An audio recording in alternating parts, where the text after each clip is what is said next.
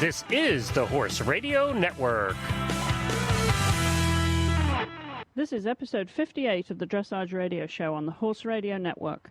We would like to thank our sponsors, Kentucky Performance Products. They offer supplements designed to give you the most value for your dollars. Visit them at kppusa.com.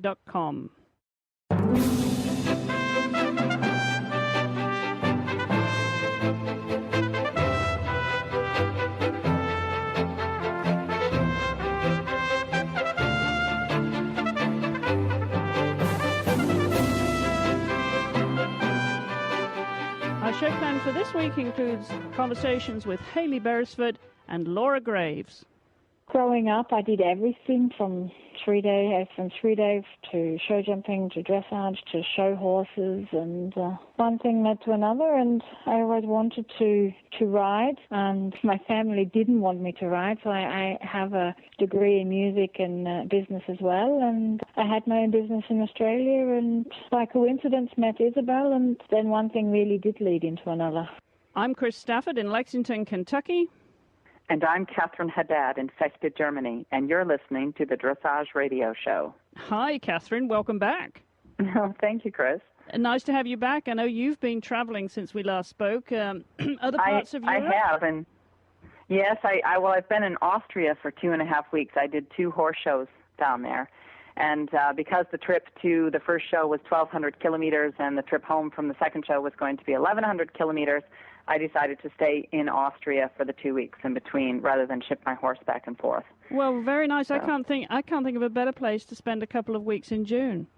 It was lovely. I stayed at the stable and the farm of Evelyn Heim-Swarovski, and she and her husband Klaus were very, very generous in putting me up there with my horse, and that's where the second horse show was held, and it was, I think, the best horse show I have ever been to in my life, and you know I've been to a lot of horse shows.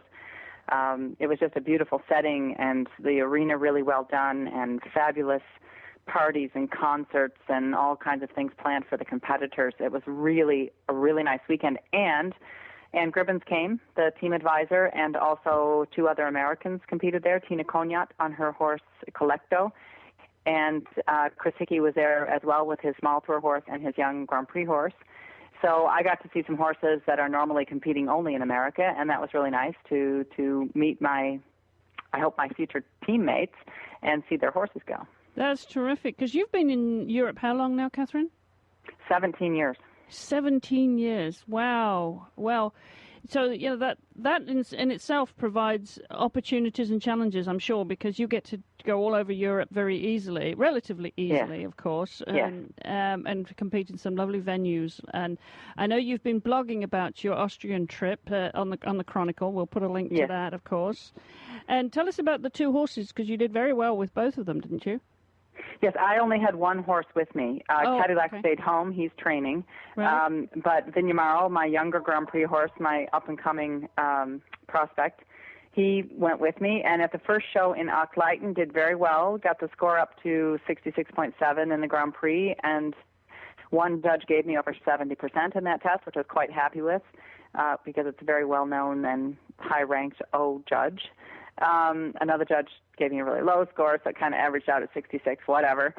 The horse was going better and better, and then we went over to the show at Fritzen's, which is at the stable of Swarovski, and there we ended up with almost 68%. Again, a little bit in the same situation. Another very technically advanced judge gave me over 70%, and another local judge gave me 65. So again, it averaged out to below what I wanted it to, but the horse is really improving and really coming on strong.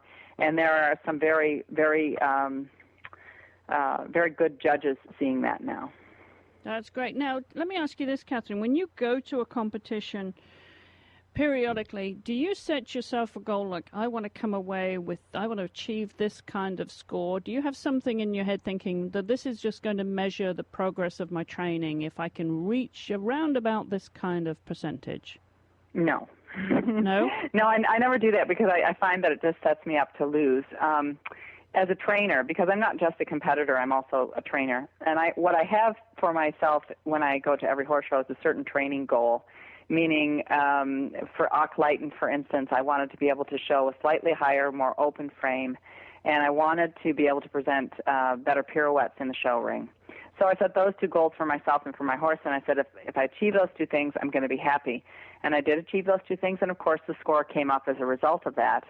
Then I moved on to the show at Swarovski in Fritzen's, and I had a couple other goals. I wanted to get my piaffe passage transitions better, and I wanted to get my passage a little bit more airborne and off the ground. I wanted to improve the frame again. And again, I was actually able to do all of those things in the show ring, and the score came up again. So what I try not to do is depend on other people to judge my progress. Meaning, I don't put that kind of power in the hands of the judges. I leave it to myself. I look at the videos. I really pay attention to the feeling that I have in the show ring, and I know whether my horse is improving or not. Sometimes the scores will catch up with that immediately, and sometimes it takes a little bit longer. And I'm sure that depends on which part of the world you're showing in too, and the judges you're getting in front of. Yeah, this is a very interesting dynamic, I think, and I know a lot of riders, they do it the other way around. They set themselves a target and that they want to come away with. But as you say, it does set yourself up for failure in a way, because if that's how you measure your horse's progress, then if you don't get it in front of those judges, you might get it the next week in front of others. So is that a true reflection of your own personal goals within your training with your horse? Exactly. And I'm very, very careful about who I listen to, meaning I'm really have an ear open for my trainer, who helps me a lot. Morton Thompson helps me a lot at home and at horse shows. And I really trust my own eye. And also my groom, who's been working for me for a very short period of time, has a very good eye, and I can ask her questions before and after the test. And I trust the small group of people that I have around me. And if I see the same judges at several shows, and there's a certain group of judges, I have to say, who I really trust their opinion. And so, for instance, if Dieter Schule puts me in the show ring at 65%, I say to myself, Catherine, you got to go home and do some serious work. But if he gives me a really good score, then I know that my score is coming up and that I'm going in the right direction. But not all 5 judges may agree with him on that day. And I'm very careful about not letting that get me down. If I don't have what's the word? When the scores are not the same, if I don't have a consistent result from all 5 judges, I try not to let that upset me, because that happens a lot. And it's not always that the highest scoring judge is the best. It's just that I have to really trust my feeling and trust the judges who I know what they're looking for, and I'm hoping that I can present it there in the show ring. Yeah, very interesting. Well, what's next for you then, Catherine, after that? I am going to Falsterbo. Actually, what's next for me, you're catching me between trips. I'm unpacking my bag in about a half an hour here, and then I'm repacking my bag, and I'm flying to Stockholm to do a clinic. And then I'm coming home, and then I'm training through the weekend. My trainer will be here. And then on Tuesday, we leave for Falsterbo in southern Sweden, which is a fabulous horse show. It's completely different from where I just was in the Austrian Alps, and it's the other end of the continent, of course. But it's a lot of fun, has a fantastic atmosphere. I have really good friends up in Sweden, and I'm really looking forward to doing that horse show. How long will you be gone on that trip? Oh, that one's not so far away for us, so we will probably be gone a total of 4 days. But very nice, very nice. Mm-hmm. And now, with that horse that you were competing with in Austria, what next for him in the long term? Are you qualified for other competitions? Yeah, well, actually, big news. He is now qualified for Gladstone. After the Austrian tour, we did those 2 horse shows down there. He's got his 2 scores in for Grand Prix Special and Grand Prix Freestyle. And I think he's averaging right now around 67%, but it is going up. This horse, I started him international in May. The first show was Hamburg, where we got a 64%. The next show, we got 66. The next show, 66.7, and now he's at 67.9. So he's just going up, and I hope that the trend continues. But that's not something that's not something I'm going to set myself up for. I'm not going to say I have to get a higher score at Falsterbo, because we don't know that that's going to happen. But I am going to keep trying to improve some things, and I got really, really positive feedback from Ann Gribbons on the weekend. She also helped me in my warm-ups and was really, really useful to me there at Fritzen's. And she was very positive about the horse, and I think we're all hoping that he really continues to improve as quickly as he has done in the last 3 months, because he's starting to look like a horse who will eventually be a team horse for America. So I'm actually thinking about taking him with me to Gladstone this summer. Well, that's exciting. And yeah, coming back to the homeland now, that has to be challenging, Catherine, for riders all over Europe that travel. You're all in business, it's all about training and competition, but raising the money to make these trips, it can't be cheap. No, it's not cheap. I think you'll fall off your chair if I tell you what I estimate it will cost me. I really would like to do Gladstone this year. I feel like it's the timing is right, and especially for me professionally.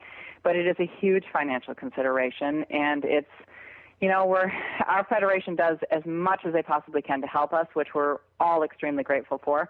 But unfortunately, we don't have a really well-funded equestrian program compared to other countries. And of course, that does show up a bit in results as well. Great Britain, for instance, has a lottery, and all of the proceeds from their lottery goes to supporting athletes for the Olympic sports.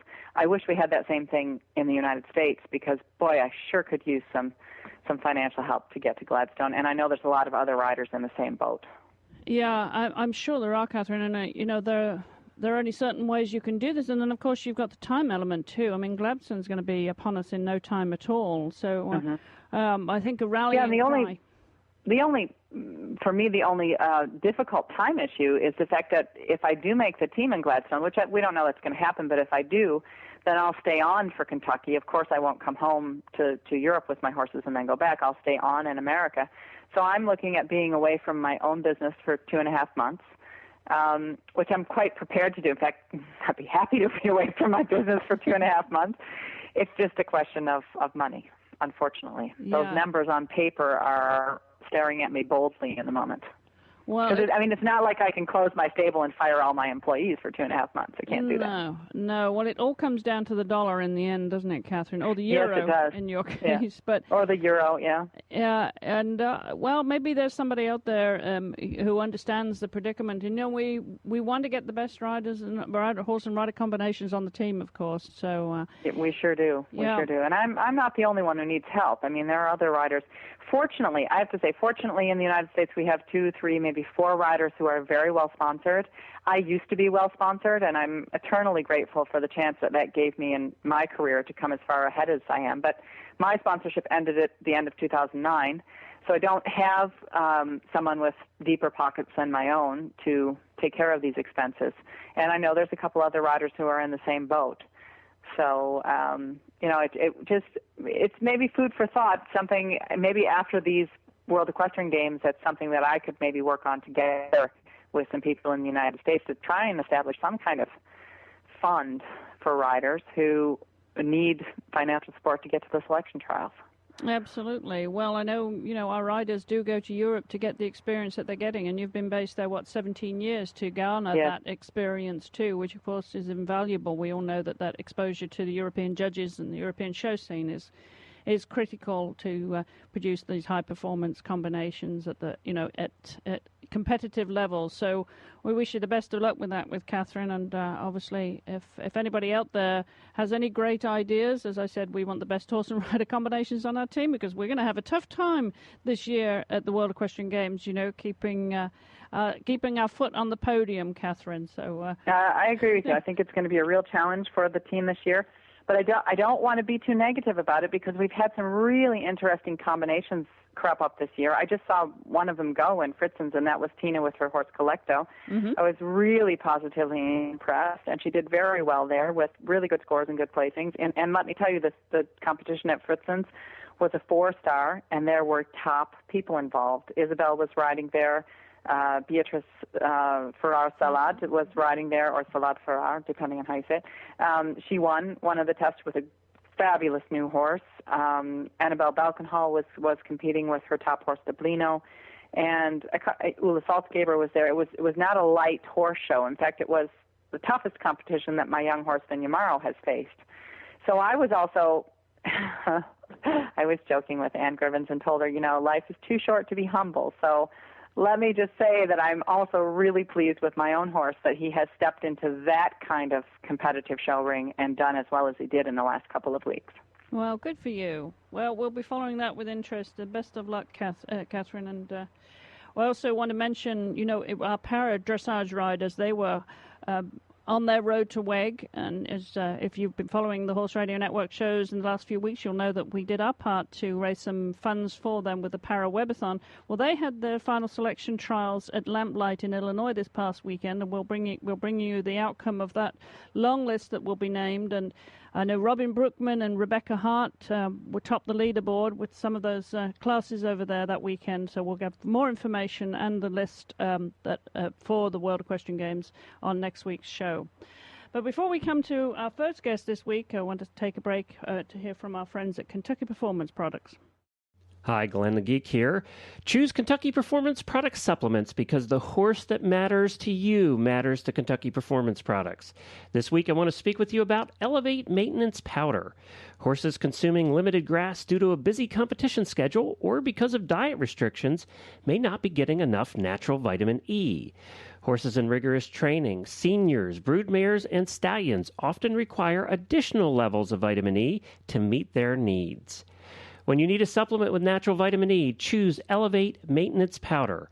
Affordable, effective, and research-proven, Elevate Maintenance Powder's vitamin E is nature's most powerful antioxidant, protecting your horse on the cellular level. Elevate Maintenance Powder supports the strong immune system and healthy muscle function necessary for top performance. It's affordable and easy to feed, and you can learn more about this and all their products at kppusa.com. That's Kentucky Performance Products at kppusa.com. Well, our first guest this week is Laura Graves, and she's one of the selected riders that took part in the Developing Riders Clinic in Gladstone recently with Debbie. And those of you who followed the show will know Debbie was on last week and talked about the clinic and the riders that got selected. And Laura was one of 4. There were many others that took part, but she was one of the 4. And we're going to have all of them on the show at one point. It's great to watch these young riders, Catherine, get these opportunities to get in front of, top trainers like Debbie. And this Developing Riders Clinic, I think, is essential when we talk about the future of our teams and in international competition. Absolutely. I really believe that's an area where we have to concentrate a bit more in the United States, and that is on developing and up-and-coming riders. If we want a future for the sport of dressage in our country, that's an area of interest for us. Well, Laura's got some great stories to tell, so let's hear from her. Well, Laura, hi. Welcome to the show. Thanks for having me. I was really honored to be asked to participate. Well, we're delighted to have you on. We always want to hear about up-and-coming stars, and it sounds like you are an up-and-coming star. You had a great weekend up in there in Gladstone at Debbie's clinic. Did you come away from that like, wow, just so full of information? I did. It's really kind of a shock to have somebody call me an up-and-coming star.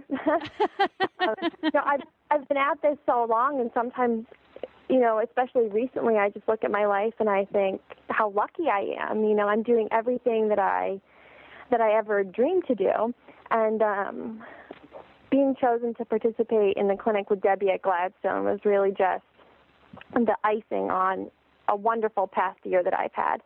So it was really the thrill of a lifetime for me to be in such great company there. Well, good for you. And when you say you've been at it for so long, we should point out to our listeners that you're only 22, right? Just 22? That's true, yeah.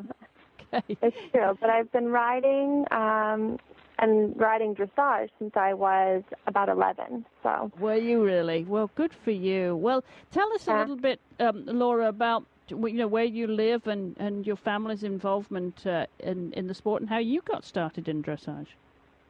Sure. I'm from Vermont, which is a state. Most people tend to ask what state it's in, but it's a state of its own. And I grew up here, and the dressage community used to be quite small, but of course, as most people know, Region 8 is now a booming area for dressage. And when I was really little, my dad worked at a hardware store, and we had some friends who had a couple ponies, and they were redoing their house, and they offered to trade my parents our old washer and dryer for their 2 ponies. So I don't know. Great story. That has to be the best story we've heard so far on the show, Laura. That is priceless. Yes, but, this is how things are done in Vermont. So I don't know what my parents were thinking. I don't know how this is possibly an even trade, especially looking at how we care for the horses now. And I bet the washer and dryer, they got the better end of the deal there. But needless to say, we ended up with a couple ponies in the backyard. And I have two sisters, and we just grew up kind of messing around with the ponies, nothing serious. My mom grew up on a Morgan horse farm, so she loved horses and knew how to care for them and everything. And then I was in 4-H for years and years and years, and just really took a liking to it. And when I was about 11, I really seriously started taking some riding lessons, and I just haven't ever stopped. That's amazing. Do your sisters ride? Did they get the bug when you started? They didn't. They hung out with the horses a little bit, and then they took the kind of straight path and were varsity athletes and played all the soccer and tennis and very athletic girls, but not so much with the horses, no. And so when I'm curious, this washer dryer story. Does this mean you don't have a washer dryer now, or things changed now? You...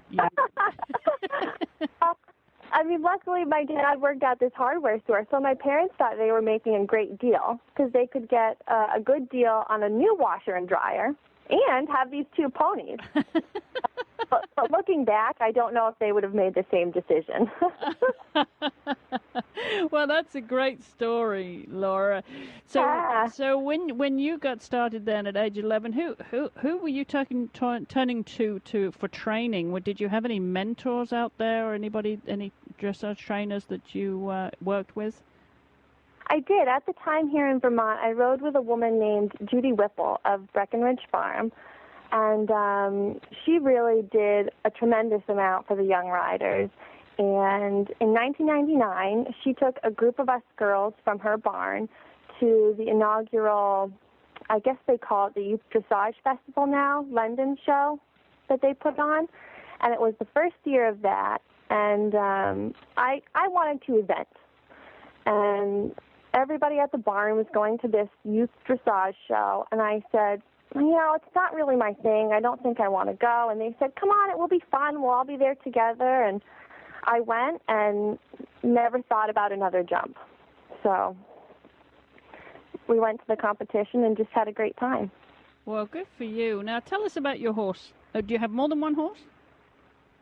I do. One of them is pretty much retired. I started with a quarter horse, believe it or not, and we bought him for a bargain price up in Canada as a 4-year-old, and with dressage being his weak point. And he turned out, I worked with him for years and years, and he actually competed through 4th level. So he was a super horse, and I still have him, and we try to keep him in shape, and he just has taught I teach little kids on him, and he's just a really, really solid horse. And then when we had to retire him, we had a tough choice to make. We had a very small budget, and which left us with the choice of buying something that maybe wasn't great quality, but was already under saddle, or we could take the chance on a really young horse.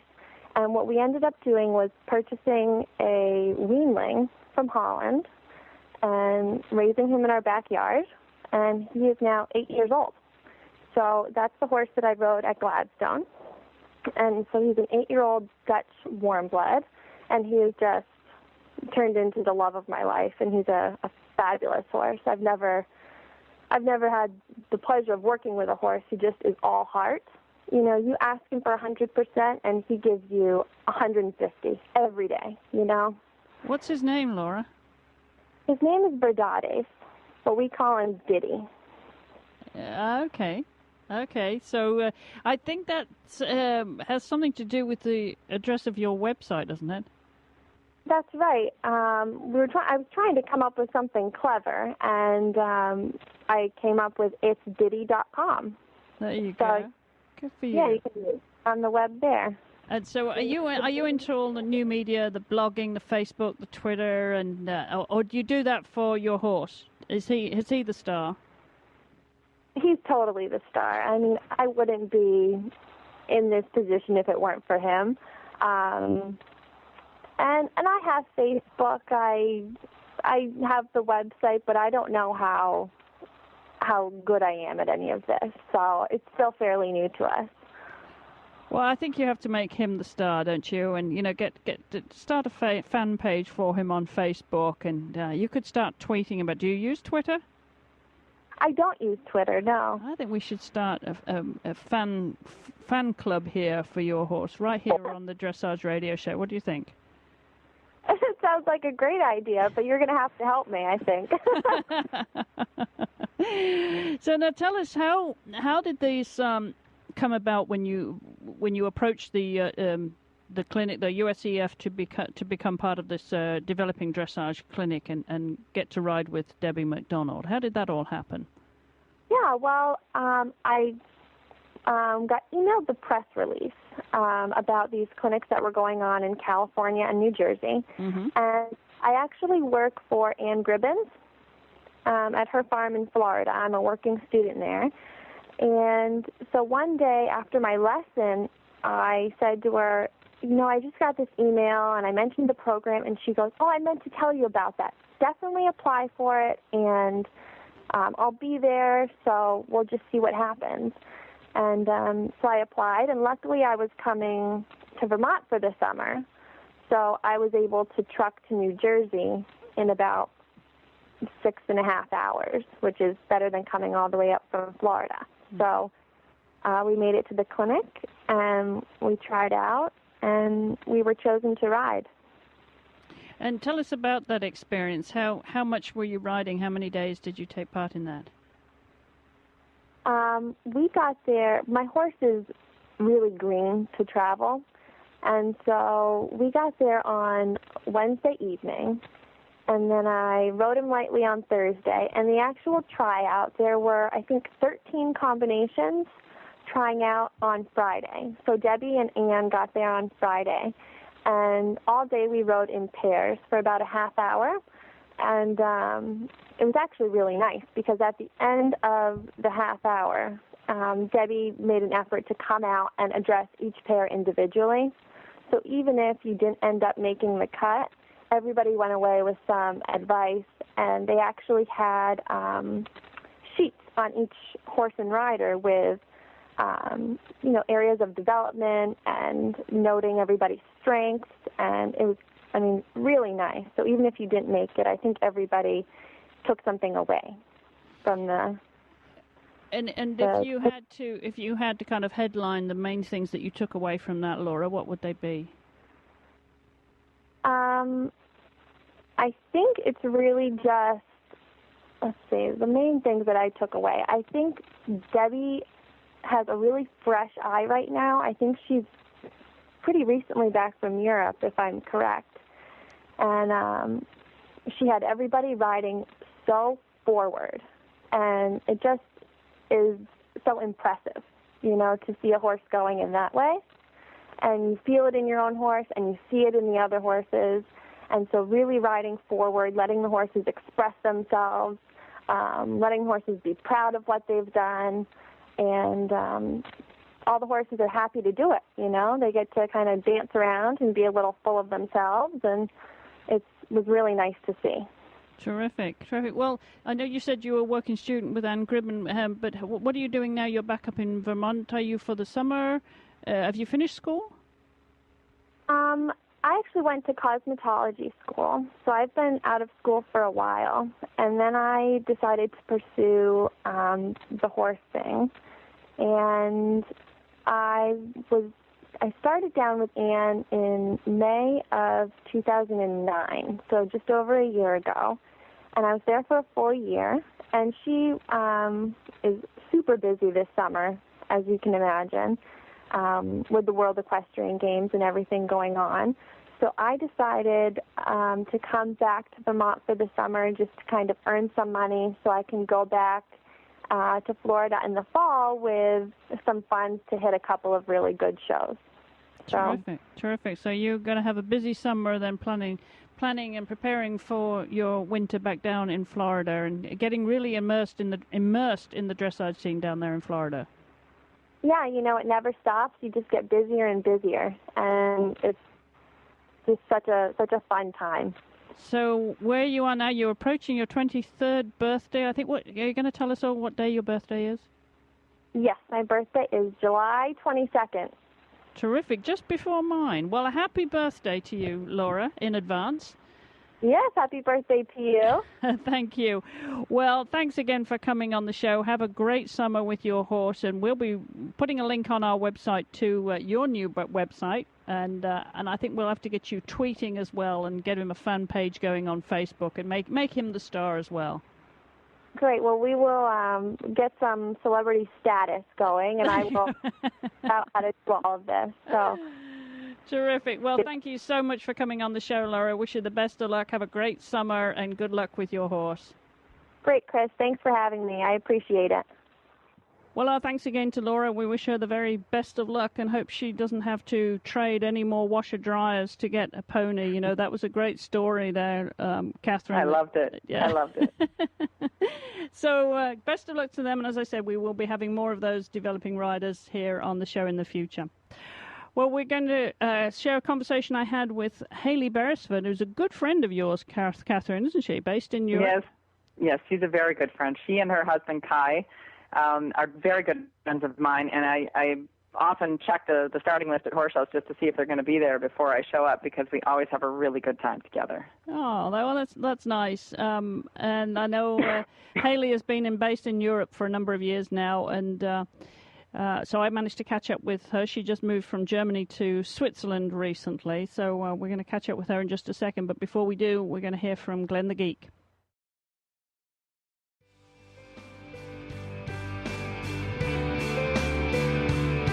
Glenn the Geek here, and we get many emails every week from people who really like the shows, and they ask how they can help support the Horse Radio Network.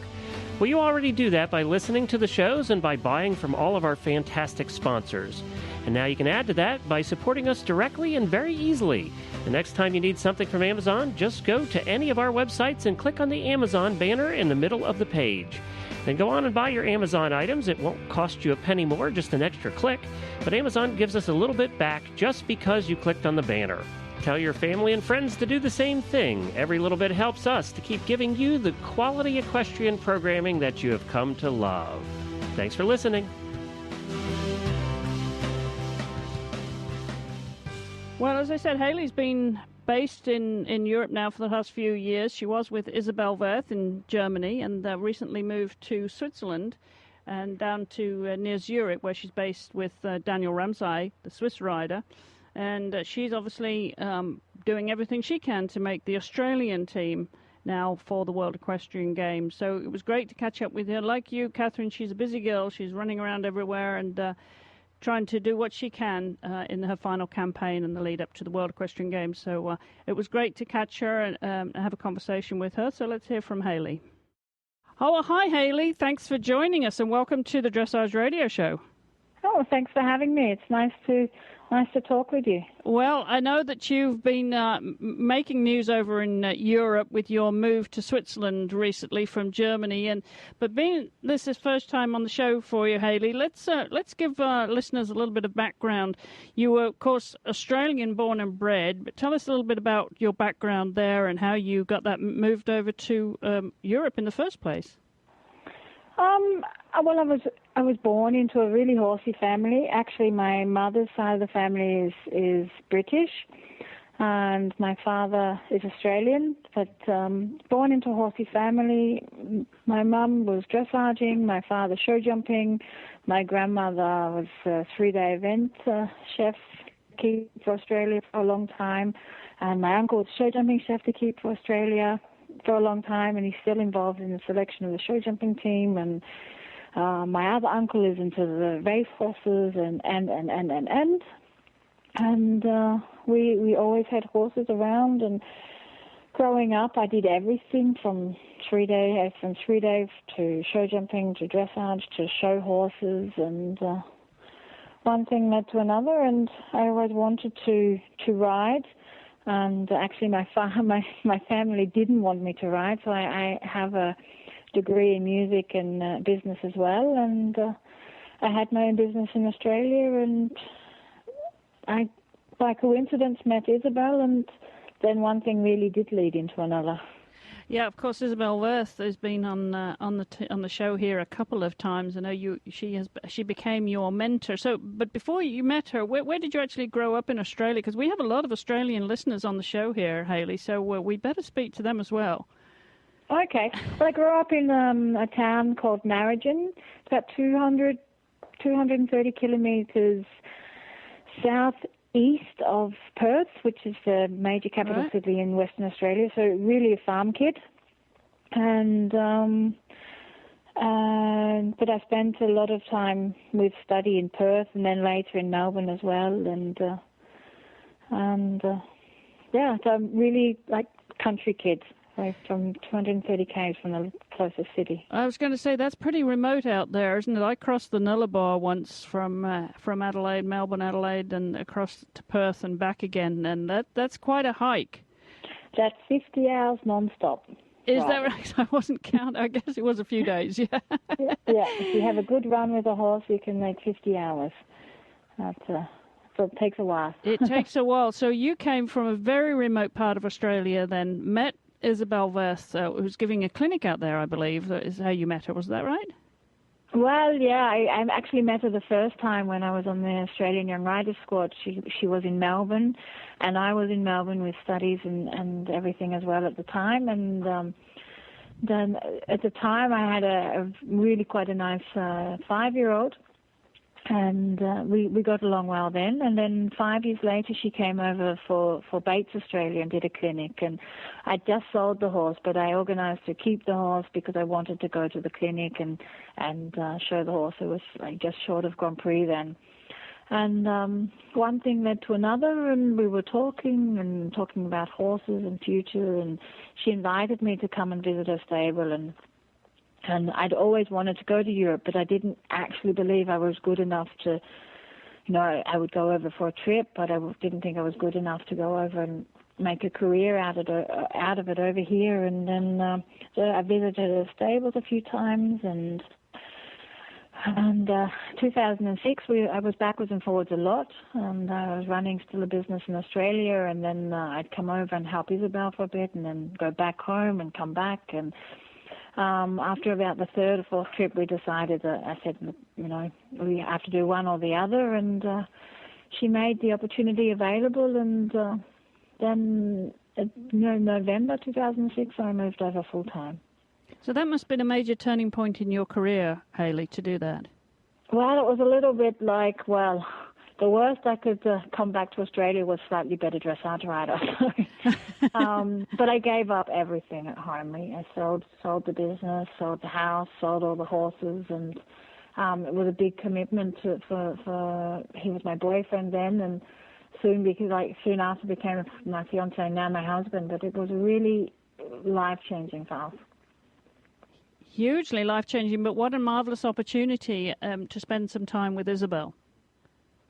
She's amazing. She's an amazing trainer. She's a wonderful person. And I really learned a lot. And I owe my dressage career to Isabel because she shaped my riding, my style. She gave me the opportunity with the horse. I still have him, and of course his owner, who's now one of my main sponsors. And she helped me to come into the dressage world with the people, and build friendships that I've met through her, and we're wonderful friends. So. Well, that's terrific. But then moving on here, I know, as I said earlier, you made news when you actually made the decision to move to Switzerland, which is where you're now based, I believe, close to Zurich in the north of Switzerland. Tell us a little bit about how that came about and what your situation is now, Hayley. Well, my husband couldn't work in Germany, so that was the biggest problem. We'd been apart for really too long, and we had been talking internally, just the two of us, about a change after Kentucky. But then he was offered a great opportunity, and then I had a lot of I made some just quiet investigation of what was available, and it was a bit of surprise to everyone. It happened so quickly, but I did it, and I'm glad we did it. It's been a fun step forward. So what is your business there? How many horses do you have, and what kind of training facility, Hayley? I'm actually based now with Daniel Ramsay, mm-hmm. and so I have my horses for Eduardo Fischer. We have a selection of, we have Relampago, of course, a Lusitano, and I have now 2 more Lusitanos that are quite nice being developed. But then he now has bought a couple of other normal warm blood horses that I'm building up for the sport, and so I actually have 5 for him. And now I also have horses for Daniel Ramsay. He's given me a wonderful Grand Prix mare that I'm campaigning now, and some very nice younger horses being built up. And then, of course, I've got some very nice other horses as well, so independently owned. But the opportunities have come quickly, and I've been very careful not to take on more horses than I can manage well. But I am working a full day. I can imagine. So how many horses would you typically ride a day, Hayley? Between 8 and 10. Really? Now, you also made the news in a way you didn't want to make it recently by breaking your foot. Oh. That must have been excruciatingly painful. How is it now? Well, actually, it didn't hurt at the time. I was just so angry at myself because you could tell it was instantly broken. And we'd arrived home from Arkleiten quite late in the night, I think 2 o'clock or 3 o'clock or something. And then I was really keen to get back to the stables in this morning, unpack the lorry, get everything clean and sorted. And of course, I was trying to do too much, and I pulled the lorry out of I pulled my trunk from the lorry, and instead of waiting for help, I flipped the whole thing over on top of myself, and then I tried to catch it because I didn't want to scratch it, and, and took the whole impact on my foot. Well, that was a bit stupid. I was more cross about breaking it than it hurt. So how is it now? Are you able to ride, get in your boots and ride every day? I rested it for 4 days, and then because it was quite swollen quite quickly, and had it up in ice. I just was sitting in the corner of the arena teaching a couple of my students on my horses instead. And then the swelling did come down, and there was a CDN, and I really wanted to go. And Daniel was great because he helped me a bit with Sarah during the week and took her over on the lunge. And then I rode her on the Friday and competed her on the Saturday. No stopping you, huh? So how is it now? Because I know you've got a busy summer ahead of you campaigning to make the World Equestrian Games. Are you able to ride comfortably now? It's not completely comfortable, but I'm able to ride now. The doctors have strapped it, and I actually have like a cast that goes into the side of my boot so that it can't twist or knock on the stirrup iron or something. So it's really quite protected in the boot. Coming in and out of the boot, that's not so pretty all the time. But while I'm riding, it feels good. Riding's much easier than walking. Well, there's an excuse. Is it your left or your right leg? It's my right leg. So it's your driving foot as well. Yeah, well, I did drive this morning the first time. So we shouldn't tell the Swiss authorities you're probably driving with your left foot where you're braking with your left foot. We won't tell them. No, actually, when I have the cut on, it's no problem. Well, good. Well, I hope you get fit and get that down and so that you're able to ride comfortably and pain free. Because, as we said, it's a busy summer for you. Tell us a little bit about your plans now. I know you've got a schedule ahead of you, broken foot or no broken foot. Nothing changes in your schedule, does it? No, we did change the schedule. I did do a CDN last weekend with Sarah because I haven't had it very long, and I want to get a little bit more of a bond with her. And so that did go quite well. But we did decide not to go to Fritzen's this weekend because of my foot. And then I've done now 2 shows quite close together and with a lot of kilometers to travel in between. So it gave the horses an extra week of recovery and just easy work rather than, letting them come down from a competition and trying to build them directly back up again. I like them to have a bit of gymnastic time, and they've been lunged this week while I've not been able to ride them. So I think they felt quite good this morning when I was back on top.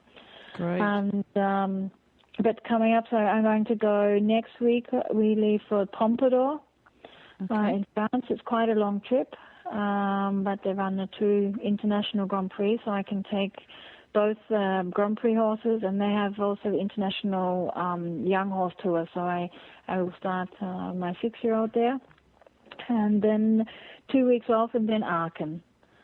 And we have to see a bit how we go in Aachen to assess how many more competitions we need or don't need, or where we stand in amongst the Australian riders, because actually we're not with clear guidance. We just have to be in the top 4 at the time of selections, but not just top 4 with the scores. We have to get them healthy, have them completely healthy at the right time, and with the good points at the right time, and also that they're not finished just to get through the selections, but that we get through the selections with enough gas left in the tank to go to Kentucky as well.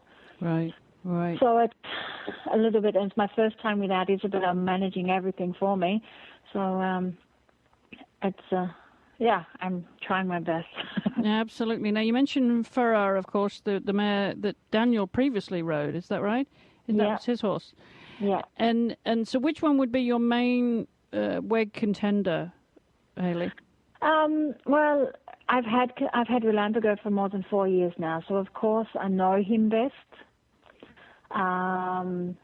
My aim is to get both horses as good as I can.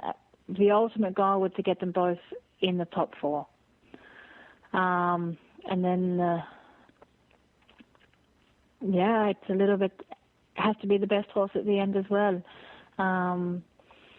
Relampigo and I are really best mates, and Farah and I, it's all very new, but Farah is spectacular, so it's a little bit, we just have to, I just do the best job I can do on each horse. I'm lucky to have 2, so. Yeah, what a great advantage to have 2 to choose from. Yeah, and if I can get them both up there, then, if something happens to one, and then you've got the other. It's so easy, and it's one thing I really admired most about Isabel was that she could always keep 2 horses really at the top of the sport. Yes. So. Yeah, just keep them consistently at the top there, as you say. Always nice to have one to fall back on, because you never know with horses. They could let you down in the last minute. Yeah, that's it. And especially, coming across the pond, it's a big trip. There's a lot of arrangements when you're traveling long distance. Would that be your first time in Kentucky, Hayley, if you were to come here? Yeah, it'd be my first time to America, full stop. Oh, really? Oh, yeah. Well, then you certainly want to make it a memorable one. And nothing like making the team, the official team, to compete for your country. To have fingers crossed. The Australian riders are actually really improved in the last 4 years. So I can't say, it wasn't an easy step onto the team the first time round, but I have to say that the standard now for the Australian riders over here vying for a spot is much better than it was 4 years ago. So it's not sure that no one spot on the team is sure that's not something I just take for granted. So now, would your family come over and meet you here? Would they come from Australia, Hayley? Is that the plan? Actually, I'm a bit superstitious when it comes to things like that, so we don't make any plans, any preparations, nothing. No accommodation booked in Kentucky, nothing. I don't believe in counting eggs before they hatch. There you go. Well, I'm sure chickens before you hatch, I should say. It. Well, nothing like, as you say, just staying in the moment, and you can only play it one day at a time. So now that you're firmly ensconced in the Swiss life, what do you like about it? It's actually a bit like home. The lifestyle is a lot more like home, and where we're living, in Horgenberg at Daniels. It's very quiet, and we have forest next door that we can go riding out in. And of course, I've moved here in the middle of the summer, so it's a really nice time of year. And we live close to the horses, and it's a bit more like home. Everything's a little bit more slowly moving. I like that. Absolutely. Well, of course, you got to be fluent in German, in High German, when you lived in Germany, but now you've had to switch to Swiss German. How's that coming along? Well, it must be coming along because everyone was laughing at my accent when we were in our flight and stuff. But I can't say I'm completely fluent in German. I can speak German and I understand German, but I'm not the linguist, that's for sure. I can actually, with the horses, I can understand, I can speak everything and think in German, but in normal conversation every day, I just can't think in the language yet. As long as the horses understand me, I think that's the most important thing. Exactly. That's your first line of communication. Yeah, that's it. All right, Hayley. Well, I know you're a busy lady, but we really appreciate you taking time to visit us here on the Dressage Radio Show and talk to a lot of your friends down under. As they say, we have a wonderful audience in Australia who follow the Dressage Radio Show, so they'll be delighted that you came on the show. And we want to wish you the very best of luck in your campaign now to make it to the World Equestrian Games, and I definitely will have you on the show when you get to Kentucky, all things being equal. Good luck with both of the horses, and I hope your foot gets better soon. Thanks so much. Thanks for having me. Well, great to hear from Hayley. You know, the Australians really have the disadvantage geographically, don't they, Catherine? You know, They sure do. You can't get much worse than being in Australia. Yeah. Especially if you have to ship your horse anywhere to do competitions I think it's really essential for serious Australian riders to be based here in Europe if they can swing it. Yeah, they are geographically challenged, but I know Hayley's really made great strides in establishing herself in Europe, and there's a hint of that accent, Catherine, German accent now. She's lost the Aussie twang. Did you notice that? I think she's done that on purpose just so that everyone here can understand her. Oh, is that right? It happens to the best of us. Sometimes also when I'm speaking English with Germans, I will change my not even my accent, but my inflection and just the way you say certain words and things. Yeah, it's interesting, and I know it's something. It's so easy to pick up when you're, embedded in the front line, so to speak, with and you're immersed in a foreign country. And I was telling Hayley after we got off the air that I was actually Switzerland was the first country that I lived in when I was a young 19-year-old, and I left England and I had no German in my vocabulary whatsoever, not least of all Swiss German, which, as you know, they call it a disease of the throat more than a language, not to offend my Swiss friends, but it's very challenging to learn, and there's only one way to learn it. It's not something you can learn in a classroom. You have to be immersed in it. Yes, absolutely. That is true. That's also true about the Austrian dialect. Indeed, absolutely. And of course, we used to tease the Austrian, the relationship between the Swiss and the Austrians. I know we have listeners all over the world, Catherine, so we have to be careful not to offend the Swiss and the Austrian or let them get into it. They can battle it out on the football field. Absolutely, yes. But yeah, that was a challenge. I was tempted to talk Swiss German to Hayley, but she's made that transition from High German to Swiss German now, I think. But interesting that she has lost it. But as you say, you really do have to change your inflection, and you find a different lilt to your language. There's a different rhythm to the way that you speak. That's right, different rhythm, absolutely. Mm-hmm. All right, well, again, we want to wish the very best of luck to Hayley in her pursuit to make the World Equestrian Games team and get over here to Kentucky later this year. Good luck to them and to all of the Australian team that, as you said, Catherine, they have a challenge geographically and a lot to catch up with to be based in Europe to get that vital experience. So the best of luck to every one of those. Well, Catherine, I've got a couple of questions for you here. We've heard from Dawn Freiler. Dawn, I want to thank you again for writing. She had some great questions and suggestions. She wrote a few emails to me recently, and thanks again for doing that, Dawn. I'm delighted that you listened to the show and had some really good ideas, and I think a couple of questions here that really look appropriate for you, Catherine. I don't know if you want to take this. The first one that I thought, since you are on the show with Frank Steuben, and I know you're a great aficionado of Steuben's saddles, so we've got a question about saddle fitting. And Dawn's question is, you could do a show on, she suggests we do a show on properly fitting a saddle to a horse for dressage, but that's very individual, isn't it? Yes, it is very individual, and I think it's much easier to do with a video so that you have that visual input as well. I can only give a few tips, and again, these are very general tips. But I just got a brand new saddle from Steuben, which is designed along in the way that I want my dressage saddles to be designed.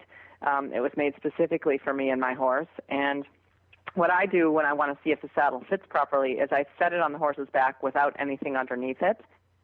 And what I would like to see is that the saddle is level. That means that the tip of the cantle is level with the pommel of the saddle, depending again on how the saddle is shaped. But what you shouldn't have the feeling of is that the saddle tips backward when it sits on the horse and then it sits lower behind than it does in the front, or that it tips forward onto the horse's shoulders. You should have a very balanced picture when you look at it that way. And if you look at the flap, the front edge of the flap, it should, generally speaking, and then again, this depends on how the saddle is made, it should be perpendicular with the ground.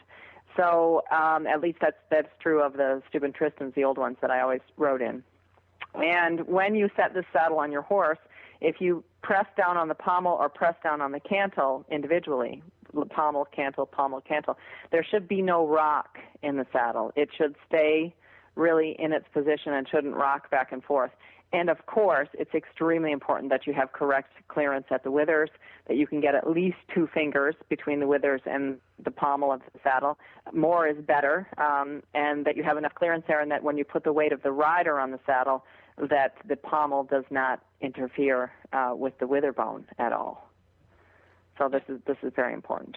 Very, very, very important indeed. And as you say, it's very individual, but there are some basic things there that I hope were helpful, Dawn. And I think take a video as video is being used more and more as a tool now. And I think that there's so many things that maybe we didn't used to think about that we could use video for. But things like this, I think, would be very, very helpful. Mm-hmm. It is a very visual thing. So I hope that's been helpful to you, Dawn. And she also makes another question here, suggestion for you. I think this is a bigger one, actually, bigger question, Catherine, and that is evaluating a horse for purchase. What a big question. She asks, what kinds of attributes do you want in a dressage horse as opposed to, say, a horse, for jumping, eventing, trail riding, and so on? Mm-hmm. Well, this is one of my favorite subjects. I always try to look at a horse first in motion to see what kind of gaits he's going to show me. And if a horse has a natural elasticity to him, that is a big bonus. He has to, of course, have 3 correct gaits. And where I'm particularly hard in my evaluation of a dressage prospect is in the walk and in the canter. A walk is something that you can improve with really good riding, although a lot of people will say something different. You actually can improve it. But there are only certain things that you can improve in the walk. So if a horse is born with a naturally good walk, that means a nice big overstride and a nice tendency to be forward and free in the shoulder. That's what I call a sexy walk, when the horse is free in the shoulder and he really swings through. Then that's going to be a big plus for me. And, of course, I want to see the canter with an uphill tendency and a really good active hind leg. It has to appear to me, no matter what age the horse is, that he's not going to have a problem rocking onto his hindquarters and staying there. In the trot, if you have a natural takt, a natural rhythm, that's, of course, another bonus. There are some horses that in German we call them Taktseeker, and that means that they never come out of their rhythm. These horses are especially useful in dressage because even if the rider makes a mistake or two or isn't quite as sensitive as he or she should be with their seat or hand connection, the horse will probably stay in rhythm anyway, and he won't make a rhythm mistake. So a horse that's Taktseeker will get a lot of extra points on my evaluation. And then depending on what level of horse you're buying, and I don't mean dressage level, I mean the quality of the horse that you're buying, then a lot of other things come into play. The next thing I'm going to look at after evaluating the gaits under the rider is the horse's conformation. I do not want to see a low set-on neck or a neck that's tied in too low at the chest. I don't want to see a lot of thickness in the throat latch. I always check the lower jaw of the horse to see how wide it is. A lot of horses have such a narrow lower jaw that they have a problem accepting the bit. I want to see a neck that's really set on properly at the top of the withers, and the horse should literally look like he's standing there on the bridle when he stands up in front of me. I personally prefer a curvy horse. That means a horse that has a neck that curves over his top line, and then the back has a nice shallow curve in it, and then he has a nice continuous and graceful curve over the rump when he's standing there.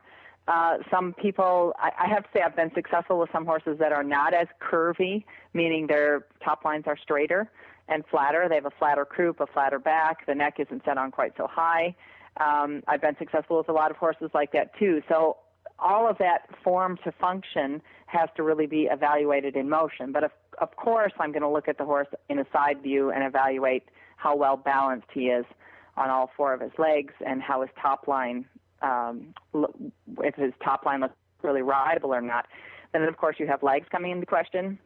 I'm not a fan of crooked legs. I'm actually quite a stickler for horses that have good, round, broad feet, straight legs, not straight in the hocks necessarily, but I mean legs that are not turned in or turned out, splay-footed or toed in, that kind of thing. I like a horse who stands really square on his feet. And, those are all things you have to take into consideration, because I have also bought and been very successful with horses with crooked legs too. So, for me, it's a matter of evaluating the entire horse and saying, okay, how much do I want to compromise? Because there is no such thing as a perfect horse. Then, of course, there comes in the element of rideability, which is bigger than anything else. I mean, I have a horse who has really unlikely conformation. When you see him standing there without a saddle, you would ask yourself, why did Catherine buy this horse? But when you see me on him, and because of his extremely high rideability and the fact that this horse wants to be a competitive dressage horse, it makes up for all of his failings in conformation. And I have some other horses who are perfect in conformation and perfect in their legs, and they are the picture book stamp on a coin type of horse, but they're not as rideable as some of the others. So all of those things have to be taken into consideration. And, I don't think you can compare buying a dressage horse. The question that Dawn asked was, how do you evaluate a dressage horse for purchase opposed to, let's say, a horse for jumping or even trail riding? I don't think you can compare those three things. If you want to do downhill skiing, you buy downhill skis. You don't buy a snowboard. So if I want to do dressage, I'm going to buy a dressage horse and a horse that's inclined for dressage. That doesn't mean that you can't do dressage on a horse who isn't perhaps 100% appropriate. You can, but if you want to train a horse to the highest level of dressage and be successful with him, competitively speaking, then you have to start with very good material for a horse that is suited for that purpose.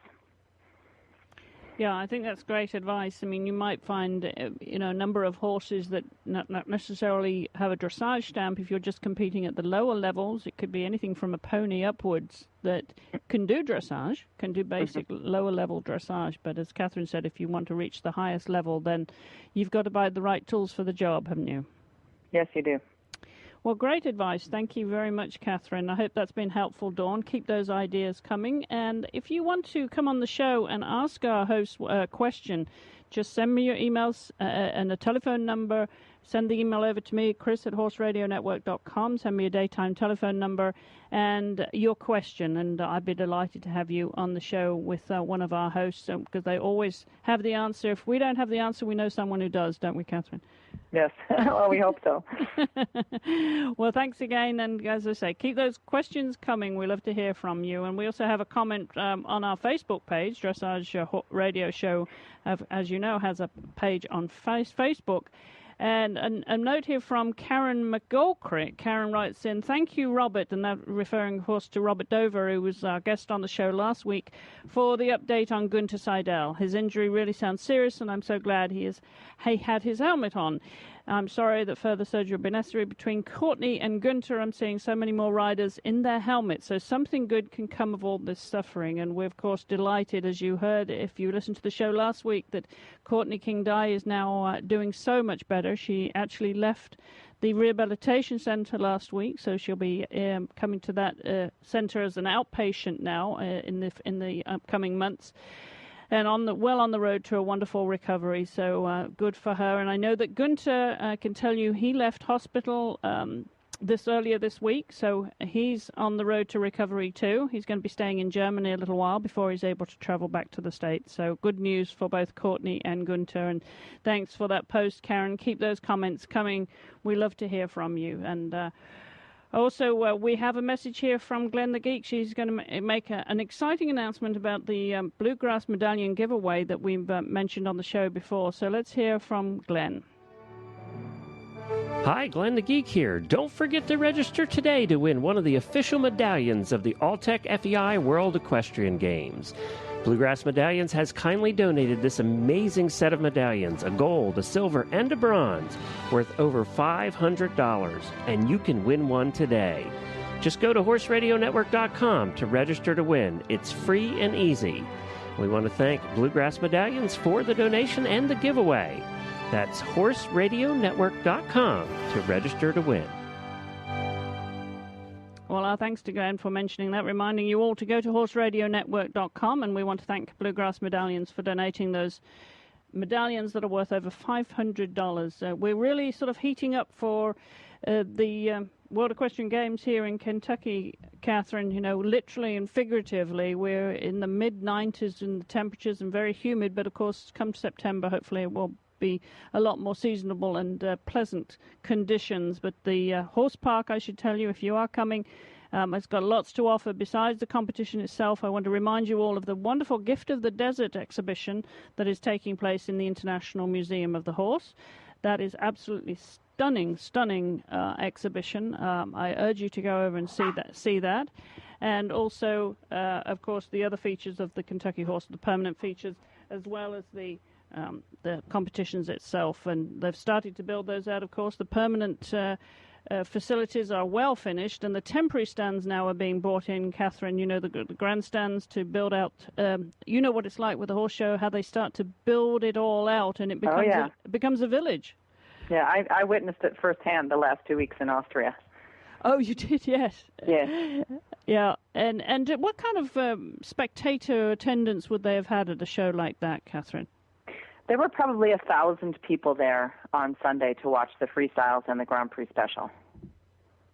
That's really not bad. I guess, a small community like Fritzen's and Austria, I mean, they are relatively Fritzen's is a very small town, and it's a long way. It's not so easy to get to. It's up in the middle of the mountains, so it was nice to have that many people turn out to watch. Yeah, absolutely. Well, we're hoping the crowds will come to the World Equestrian Games later this year. And as I said, don't forget to check out all the other wonderful attractions here at the Kentucky Horse Park. Well, we're back to come to the end of our show this week, Catherine. I want to thank you for joining us. And I know you're going to be off traveling again momentarily. You said you're packing your suitcase. Yes, that's right. Well, I want to remind everybody to check us out on Facebook, our fan page over there. You can follow us on Twitter at Horse Radio and Chrissy Stafford. And, of course, our show notes are on dressageradio.com. And don't forget to check out Catherine's blog on the Chronicle of the Horse. How often do you do that, Catherine? Oh, about 2 times a week. Yeah? Yeah. So, and do you're putting videos up there as well as photographs? So videos. In fact, I just put up a video of the horse show actually being the horse show grounds being built at Fritzen's last weekend, and also some. I'm just putting up a blog now about the evening program that they did there for all of the competitors. They had a little mini concert with an opera singer and the Johann Strauss ensemble, which was incredible. Oh. And I usually put some of my tests up from the horse shows. I'm trying to sort of. I'm trying to show people Winnie Morrow's progression. This is the first time I've actually had a young Grand Prix horse. I've had many, but this is the first time I've recorded on video the horse competing from show to show, and you can actually see these 1 or 2 little things at every show changing and becoming better. So I'm trying to chronicle that, if you will, for my readers. Oh, what a great idea. Well, again, those blogs of Catherine's are on the Chronicle of the Horse, one of the affiliates of the Horse Radio Network, and we will put a link on our website directly to Catherine's blog. And don't forget that if you have any questions, comments, and suggestions, you only have to drop me an email, chris@horseradionetwork.com, or you can leave a voicemail if you prefer, 270-803-0025. I'd like to thank our sponsors again for making this show possible and ask you to support them in the way they support us. Our thanks again to our crew, Glenn the Geek and Brian, who get these shows out every week. And to my guests this week, Hayley Beresford and Laura Graves, for coming on the show. Thanks to you both. Good luck in your endeavors. And to Catherine, who setting back on the road again. And the road to WEG, hopefully, Catherine, we want to wish you the best of luck in that campaign too. And do you have any time to do anything for fun, or is your fun all, well, if you have concerts at horse shows, what better? I don't need to have fun, because I have fun every single day of my life. I love what I do. I go to really interesting, fascinating places. I meet great people. I have great friends on the circuit, Hayley being one of them. Fun is my middle name. Yeah, well, it sounds like it. Well, I envy you of your travels around Europe, and hopefully we get to meet later on this year. And best of luck with your campaign, Catherine. And you'll come back on the show in a few weeks, I hope. I hope so. Terrific. Well, thanks again for joining us, and thank you to everybody. And I'll be back again, same place, same time next week. So until then. Thanks for listening, everybody. And don't forget to practice safe riding by always wearing your helmet.